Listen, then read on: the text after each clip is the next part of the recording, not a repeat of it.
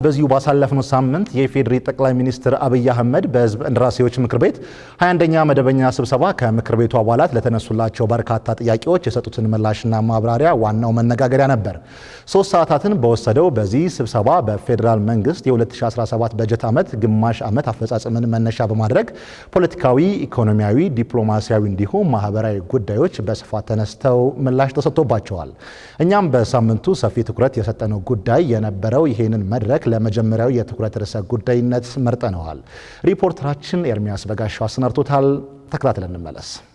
ባሳለፍነው ሳምንት የተካሄደው የህዝብ እንደራሴዎች ምክር ቤት 21ኛ መደበኛ ስብሰባ ይልቁንም በስብሰባው ላይ የተሰሙ ጥያቄዎችና ምላሾቻቸው የሳምንቱ ዋነኛ መነጋገሪያ እንደሆኑ ነው ሳምንቱ የተጠናቀቀው።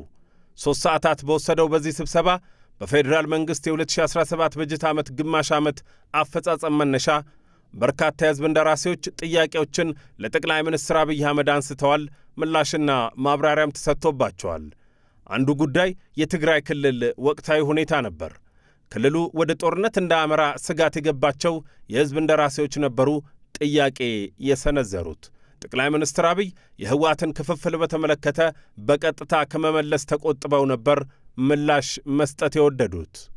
በትግራይ ክልል እየታየ ያለው ወቅታዊ የፖለቲካ ሁኔታስ ወደ ግጭት እንዳያመራንና ድጋሜ ዋጋ እንዳያስከፍለን ምን እየተሰራ ይገኛል? የትግራይ ሁኔታ ማዕከላዊ መንግስት እልባት ለምን አይሰጥም?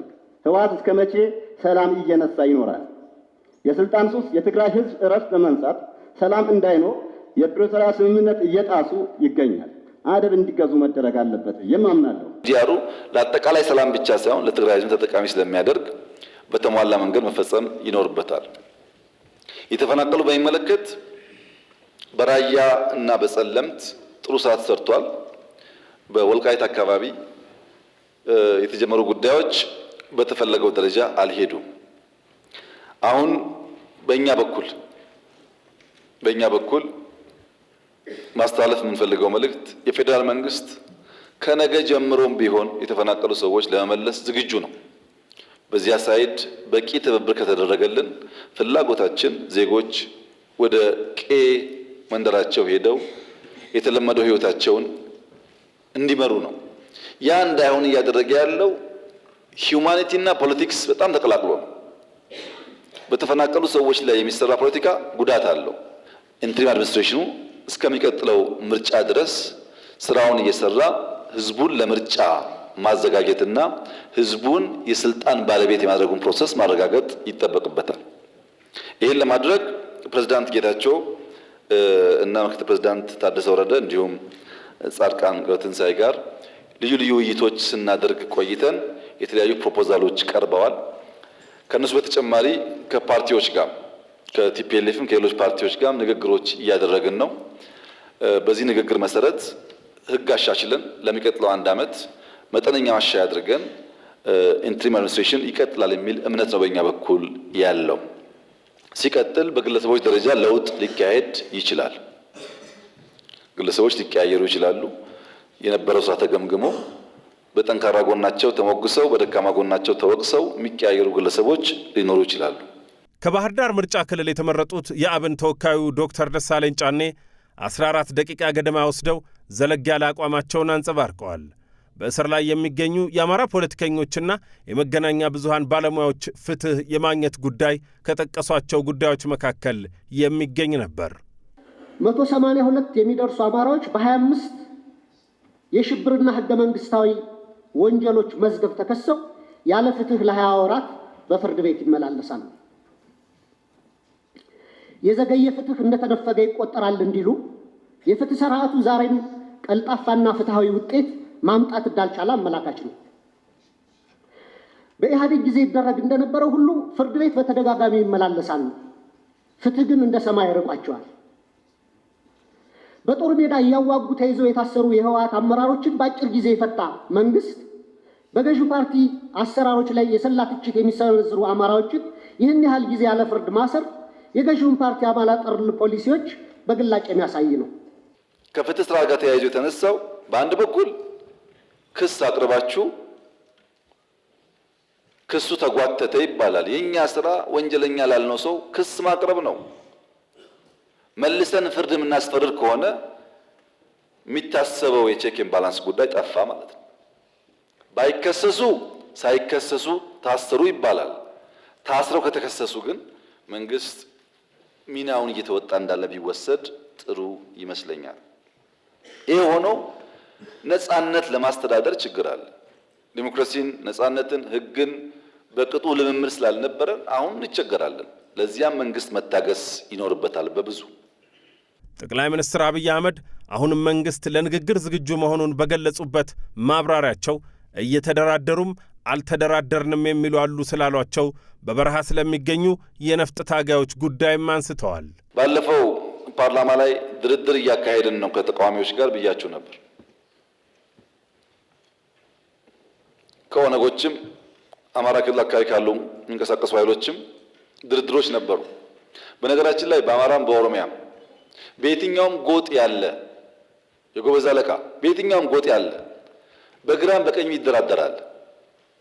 እኔ አይደለሁም እሱ ነው ይላል እንጂ ሲወጣ ይደራደራል፣ ሽማግሌ ይልካል። ልክ እኔ ካልኩ በኋላ ግን የሚደራደረው ኤክስ ነው፣ መደራደር ተገቢ አይደለም ብሎ የሚዘምተው ደግሞ ራሱ የሚደራደረው አካል ነው። ከዚያ በኋላ ነው የሆነ አንድ ሴክት በሺህ የሚቆጠር ሰው ይዘው የገቡት። ያ ጥሩ ጅማሮ ነው።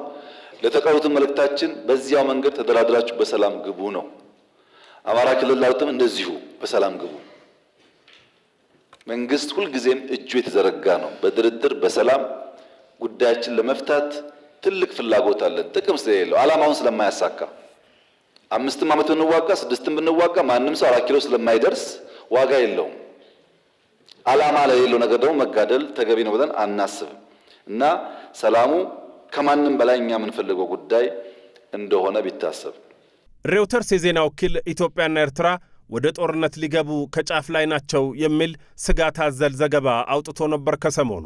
የትግራይ ጊዜያዊ አስተዳደር ፕሬዝደንት ጌታቸው ረዳም ኤርትራ በኢትዮጵያ በተለይም በትግራይ ያለውን ሁኔታ ሊጠቀሙ ካሰፈሰፉ አካላት አንዷ መሆኗን ከእርሳቸው በተቃርኖ ካለው የህወሓት አንጃም የተወሰኑት አብረዋት እየሰሩ እንደሆነ ተናግረዋል። የክልሉ ጊዜያዊ አስተዳደር ምክትል ፕሬዝደንት ጀነራል ጻድቃንም እንዲሁ ተመሳሳይ ይዘት ያለው ጽሑፍ ከቀናት በፊት አውጥተው ነበር። ጠቅላይ ሚኒስትር አብይ ይህን የጦርነት ስጋት ከትግራይ ወቅታዊ ሁኔታ ይልቅ ከኢትዮጵያ የባህር በር ጥያቄ ጋር አያይዘው መመለስን ነው የመረጡት። የቀይ ባህር ፍላጎታችን ከሶማሌ፣ ከጅቡቲ፣ ከኤርትራ፣ ከኬንያ የሚያጣላ የሚያዋጋ መሆን የለበትም። የጋራ ሀብት ነው። 5000 ኪሎ ሜትር ሲሾር አለ እዚች ቀጠና ውስጥ ለሁላችን በቂ ነው። ተነጋግረን ተግባብተን ሁሉ ተጠቃሚ በሚያደርግ መንገድ መፈጸም ይቻላል። ሰሞኑን ከኤርትራ መንግስት ጋር ግጭት ይፈጠራል የሚል ስሞታዎች ይሰማሉ። ለተከበረው ምክር ቤት፣ ለኢትዮጵያ ሕዝብ፣ ለኤርትራም ሕዝብ እና መንግስት በዚህ ምክር ቤት ፊት ቆሜ ላረጋግጥም ወደው ኢትዮጵያ ለቀይ ባህር ስትል ኤርትራን የመውረር ፍላጎት የላትም። ያላት ፍላጎት እንነጋገር ነው። እንነጋገር ሰጥቶ መቀበል ባለበት መርህ፣ ህዝቦች በሚጠቅም መርህ፣ በገበያ መርህ ይህንን ችግር እልባት እናበጀለት። ዝም ብለን ብናልፈው ዛሬ ነገ ጦስ ያመጣብናል። እንጋፈጠው፣ እንወያይ ነው እንጂ እንዋጋ አይደለም። ውጊያም አያስፈልግም። ከህዝብ እንደራሴዎች ቀርበው ምላሽ ያልተሰጠባቸው ወቅታዊ ጉዳዮችም ነበሩ። በዚህ ስብሰባ ከቤኒሻንጉል ክልል ቦሮ ዲሞክራሲያዊ ፓርቲን በመወከል የተመረጡት ዶክተር መብራቱ አለሙ የክልል ህገ መንግስት ማሻሻያ ጥያቄ አቅርበው በዚሁ ምክንያት ስለታሰሩ የፓርቲያቸው አባላት ጉዳይ ያነሱት አንዱ ነበር። በቅርቡ ከየካቲት 10 11 2017 ዓ.ም በክልል ምክር ቤት የጸደቀው ስርዓቱን ያልተከተለ የክልሉ ህገ መንግስት ማሻሻያ የሀገሪቱን መንግስት አንቀጽ ህገ መንግስት አንቀጽ 103 ቁጥር 5 ስለሚቃረን የፌዴሬሽን ምክር ቤትና የምርጫ ቦርድን ስልጣንና ተግባር የሚጋፋ እንዲሁም የህዝቦችን ፍትሐዊ ውክልና የሚጻረር በመሆኑ በህዝብ ተወካይ የሆኑ የፓርቲያችን አመራሮች ለኢፌድሪ የህገ መንግስት ጉዳዮች አጣሪ ጉባኤ አቤቱታ በማቅረባቸው በክልሉ መንግስት ከፍተኛ አመራሮች እስራት፣ ዛቻና ማስፈራራት ደርሶባቸዋል። በአብሮ መስራቱ የክልሉ የስራ አመራር ተቋም ዋና ዳይሬክተር በዚህ ሰዓት ማረሚያ ቤት ገብቶ ይገኛል። የፌዴራል ህገ መንግስት መከበር አለበት ስለተባለ ህገ መንግስት ንዷል ተብሎ በዚህ ወቅት እስር ቤት ውስጥ አንድ የምክር ቤት አባል መወርወር አለበት የሚል እምነት የለኝም።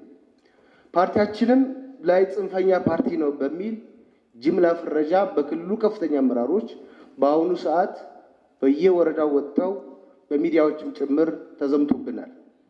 ሀገር እየመከረች ባለችበት ወቅት ህገ መንግስት ማሻሻያ እንደ አንድ አጀንዳ እንደሆነ የታወቀ በዚህ ወቅት የክልል ህገ መንግስት ብዙ ውይይትና ምክክር ሳይደረግበት በአንድ ቅጽበታዊ ጉባኤ ማሻሻያ ማድረግ ተገቢ ነውንስ? ታላቁ የኢትዮጵያ ህዳሴ ግድብ በቀጣዮቹ 6 ወራት ውስጥ ተጠናቆ ይመረቃል የሚለው መረጃም የተነገረው በዚሁ ስብሰባ ላይ ነበር። ኢትዮጵያ ከዓለም አቀፍ አበዳሪዎች ጋር ተደራድራ የ3.5 ቢሊዮን ዶላር የዕዳ ሽግሽግ ስለማግኘቷ፣ በርካታ አገልግሎቶችን በአንድ መስኮት ይሰጣል ስለተባለው መሶብ አገልግሎት፣ በአጠቃላይ ጤናማ ነው የተባለው የኢትዮጵያ ምጣኔ ሀብትም ጉዳይ እንዲሁ ሌሎች ተጠቃሽ የስብሰባው ጉዳዮች ነበሩ። እንዲህ ያሉ ፖለቲካዊና ምጣኔ ሀብታዊ ጉዳዮች የተነሱበት የምክር ቤቱ ስብሰባ እንግዲህ ከብዙ በጥቂት ይህንን መሳይ ነበር።